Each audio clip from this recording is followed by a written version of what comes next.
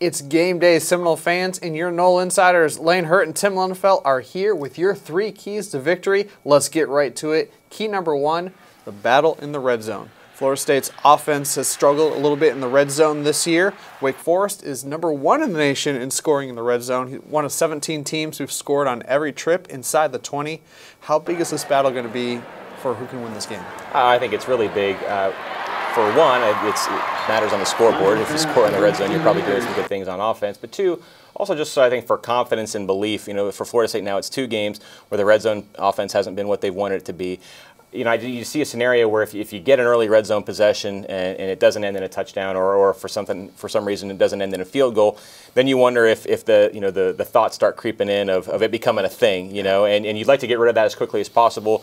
Ideally, you get a nice start, maybe even get the ball first, march right down there and get a touchdown from the red zone, or not. A touchdown from somewhere else in the field would be fine too. But being able to finish those drives, I think, would be a big deal. One, just for the points, but then also just for the confidence of the offense to know, hey, we can do this. Key number 2, establishing the running game. Freshman quarterback James Blackman, I'd say better than solid in his first start against NC State. Wake Forest's defense, number 1 in the ACC in passing efficiency defense. Quarterbacks are completing less than 44% of their passes against them. If you get that running game going, I think that can be the quarterback's best friend. Absolutely, and look, we've seen flashes of the running game both from Jacques Patrick and Cam Akers, but the consistency as of yet just hasn't quite been there. This week is a good opportunity to do that. Push those linebackers and DBs back just a little bit, or excuse me, scoot them up towards the line of scrimmage and give James Blackman some space to throw over the top. We've already seen that he can throw a really nice deep ball and giving him some space down the field to connect with some of those receivers, whether it be Naquan Murray or Keith Gavin, Auden Tate if he's able to go, or George Campbell, who's had a really nice start to the season. Could be some opportunities there if Florida State's able to open it up with that ground game.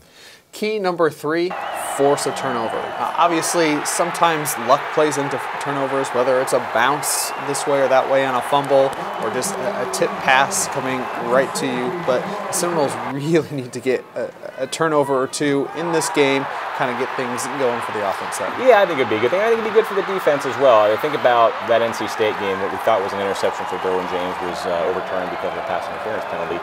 That felt like a really significant moment in the game. It felt like for Florida State, momentum shift, give the offense the ball. It was a 17-13 game at that point. And then when the call was overturned, it felt like just as big of a swing the other way for NC State, and sort of a deflating thing for the defense.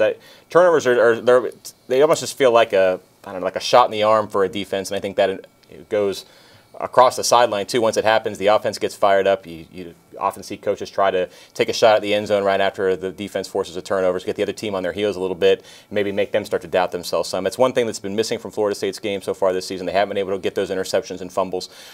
Now against Wake Forest would be a great time to start. There you have it, Seminole fans. It's the Noles versus the Demon Deacons in Winston-Salem. Those are your 3 keys to victory. Make sure you stick with Seminoles.com post-game for everything that you need. Tim will have his written analysis, and we'll have highlights, post-game reaction from players and head coach Jimbo Fisher as well. So for Tim, I'm Lane. Go Noles.